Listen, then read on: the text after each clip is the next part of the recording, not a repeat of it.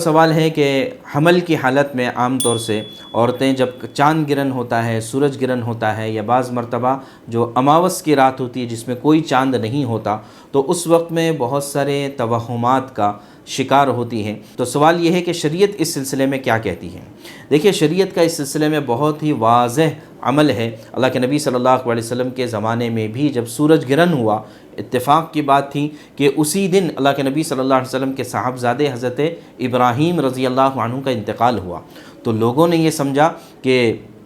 چونکہ اتنی بڑی شخصیت کا انتقال ہوا ہے، اس وجہ سے سورج کو گرہن لگ گیا۔ تو اللہ کے نبی صلی اللہ علیہ وسلم نے لوگوں کو نماز پڑھائی اور باقاعدہ خطبہ دیا کہ یہ سورج اور چاند یہ اللہ کی نشانیوں میں سے ایک نشانی ہے، یہ کسی کے مرنے اور کسی کے جینے سے ان پر گرہن نہیں لگتا ہے، بلکہ یہ اللہ کی قدرت کی نشانیاں ہیں۔ ایک بات تو یہ ہے کہ اس طرح کے جب بھی کوئی اوقات ہوتے ہیں تو وہ اوقات کسی بھی طرح سے، چاہے حاملہ عورت ہو، غیر حاملہ عورت ہو، مرد ہو، عورت ہو، ان کے لیے کوئی نقصان دہ نہیں ہوتے ہیں۔ دوسرا پہلو اس میں یہ ہوتا ہے کہ ان اوقات کو عام طور سے منحوس سمجھا جاتا ہے کہ ان اوقات میں کوئی کام کیا جائے، چھری ہاتھ میں لی جائے، یا اس طرح کے پتہ نہیں اور کتنے سارے توہمات ہوتے ہیں، تو ان اوقات کو منحوس سمجھا جاتا ہے۔ تو اس سلسلے میں بھی دیکھیے، شریعت کا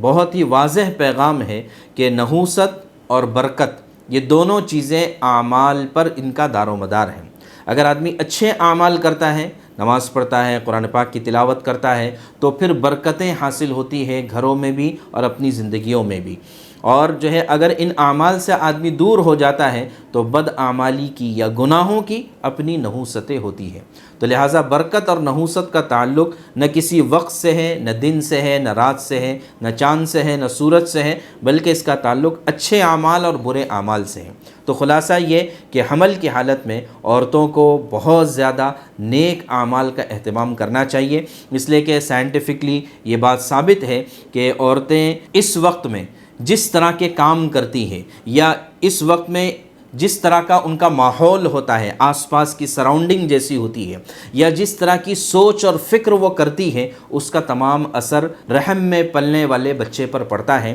تو لہٰذا اپنی پازیٹیو سوچ، مثبت سوچ کے ساتھ اس وقت کو گزارنا چاہیے، نیکیوں کے ساتھ گزارنا چاہیے، قرآن کریم کی تلاوت کے ساتھ گزارنا چاہیے، جتنا ہو سکے قرآن کی تلاوت کا اہتمام خود بھی کرنا چاہیے، یا یہ کہ قرآن کی تلاوت زیادہ سے زیادہ سننے کا اہتمام کریں اور خوش رہنے کی کوشش کریں، اور اپنے ڈائٹ کا اور اپنے جو ہے صحت کا خیال رکھنے کی کوشش کریں۔ انشاءاللہ اس کی برکت سے اللہ تبارک و تعالیٰ نیک اور صالح اولاد عطا فرمائیں گے۔ اور صحیح بات تو یہ ہے کہ جب سے عورت حاملہ ہو جاتی ہے اسی وقت سے اولاد کی تربیت کا وقت شروع ہو جاتا ہے۔ غلط فہمی یہ ہے کہ بچے بڑے ہونے کے بعد ان کی تربیت کرنا ہے، نہیں، بلکہ بچہ پیٹ میں آنے کے بعد ہی اس کی تربیت شروع ہو جاتی ہے۔ تو لہٰذا نیکیوں کا اور خوشیوں کا ماحول بنائے رکھنے کی کوشش کرنا چاہیے۔ اللہ تبارک و تعالی ہر ایک کو